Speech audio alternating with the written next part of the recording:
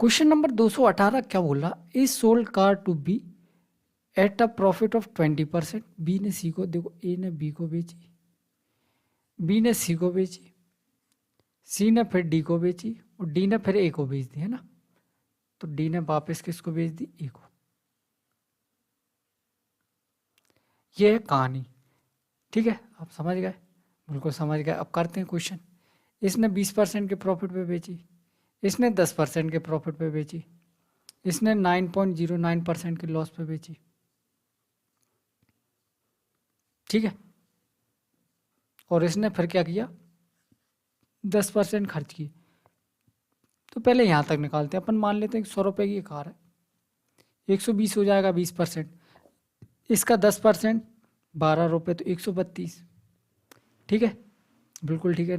9.09% का मतलब होता है 1/11।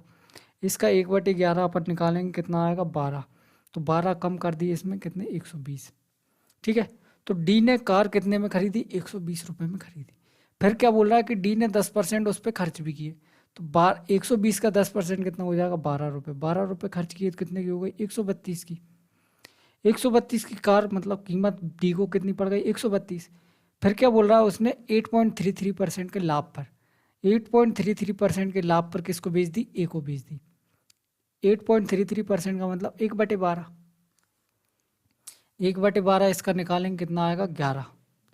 11 रुपये के लाभ पे तो कितना हो जाएगा 3143, ठीक है। 143 में किसको बेच दी, ए को, ठीक है। आप बोलोगे सब बिल्कुल ठीक है, कोई दिक्कत वाली बात नहीं। अब ये पूरी कहानी मिटा दो, कहानी सिर्फ इतनी बची।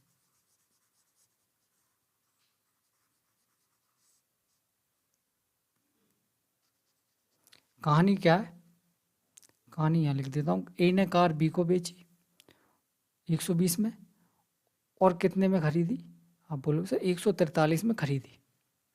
120 में बेची, 143 में खरीदी, तो उसको घाटा कितने का हुआ। आप बोलोगे सर देखो 120 की तो बेची ही बेची उसने, मतलब यहाँ पे 20 रुपये का फ़ायदा हुआ, और 143 की खरीदी उसने। 100 रुपये की चीज़ 143 में, मतलब यहाँ 43 रुपये का घाटा हुआ। तो ओवरऑल अगर देखा जाए तो 20 का फ़ायदा यहाँ कमा लिया, यहाँ 43 का नुकसान कमा रहा, मतलब 23 रुपये का नुकसान कमाया उसने। आंसर कितना हो जाएगा, 23%, क्योंकि 100 पे ही कैलकुलेट कर रहा है।